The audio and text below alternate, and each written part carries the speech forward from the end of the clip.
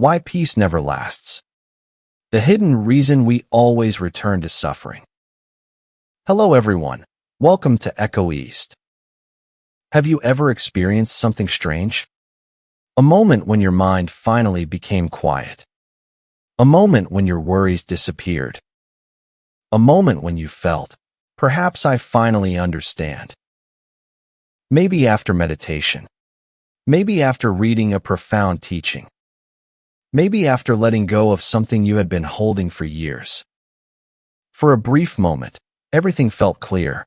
There was peace. There was acceptance. There was a feeling that you had finally arrived somewhere. But then something happened. A few days later. Sometimes only a few hours later. The old patterns returned. The anxiety came back. The anger came back. The desire came back. The fear came back. And you started asking yourself, what happened? Why couldn't I maintain that state? Did I fail? Was my understanding not deep enough? This is one of the most important questions in spiritual practice. Why does peace never seem to last? Many traditions have tried to answer this question. Some teachings say that our suffering comes from attachment. Some say it comes from ignorance. Some say we are trapped by habits, memories, and unconscious patterns. These explanations contain deep wisdom. But I think there is another perspective that can help us understand this problem in a different way. Perhaps the reason peace disappears is not because peace was false.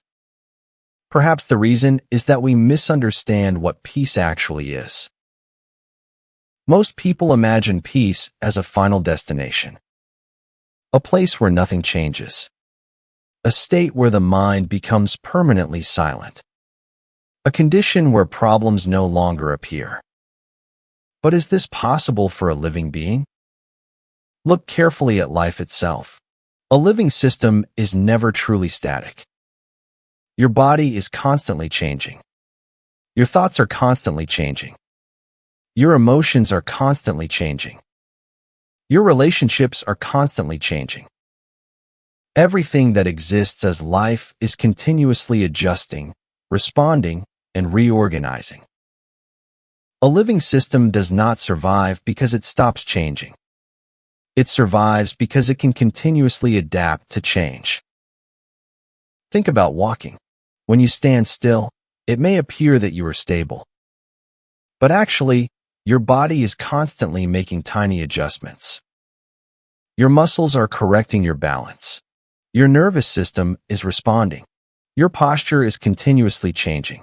Your stability is not created by the absence of movement.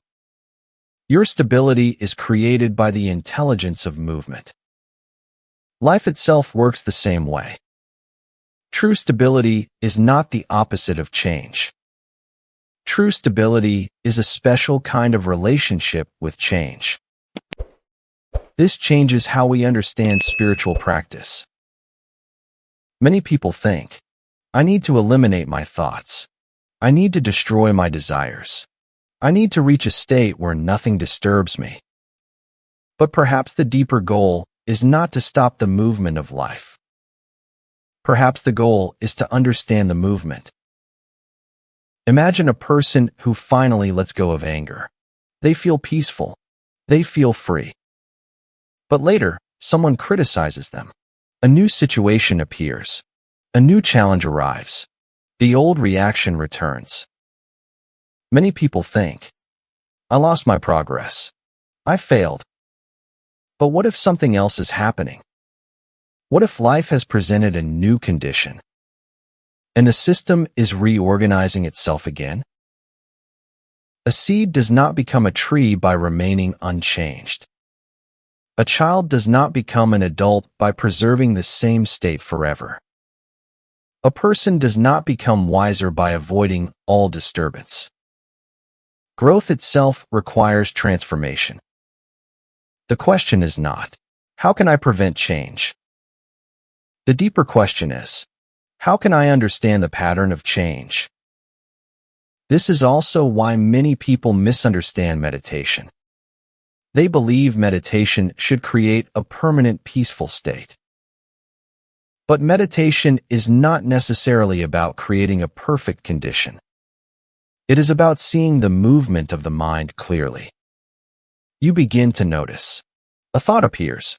A feeling appears. A reaction appears. A desire appears. And instead of immediately becoming trapped inside that movement, you begin to see the structure behind it. You begin to understand how one thing leads to another. Perhaps consciousness itself works through continuous cycles. Experience influences perception. Perception influences attention. Attention influences action. Action creates consequences. And those consequences reshape future experience. Life is not a straight line. It is a continuous process of becoming. This may explain why the search for permanent peace often creates another form of suffering. Because we are fighting against the nature of existence itself. We are asking life to stop moving. We are asking a living system to become something lifeless. But perhaps peace is not the absence of movement. Perhaps peace is the ability to remain clear while movement continues. The ancient wisdom traditions often pointed toward this understanding. The Tao does not stop flowing. The seasons do not stop changing. The river does not become peaceful by becoming motionless. It becomes peaceful because it flows according to its nature. In Buddhism, emptiness does not mean nothing exists. It means things exist through relationships, conditions, and continuous transformation. Different traditions used different languages, but they were pointing toward a similar insight. Reality is not a collection of fixed things. Reality is a process.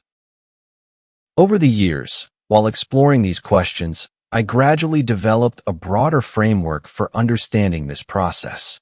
A framework about how systems maintain themselves, how they change, and how patterns emerge from continuous interaction. I call this framework the wheels. But today, I don't want to focus on the framework itself, because before we understand any framework, we need to first understand the question. And the question is, why does everything we experience keep changing? Why does life never remain still? Perhaps the disappearance of peace is not a failure. Perhaps it is a reminder that you are not a fixed object.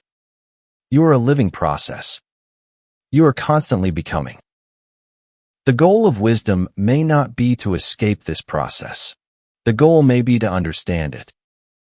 Because when you understand the movement of life, you stop fighting every change.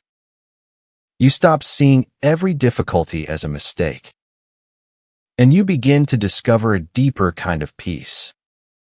Not a peace that never changes, but a peace that can exist within change itself.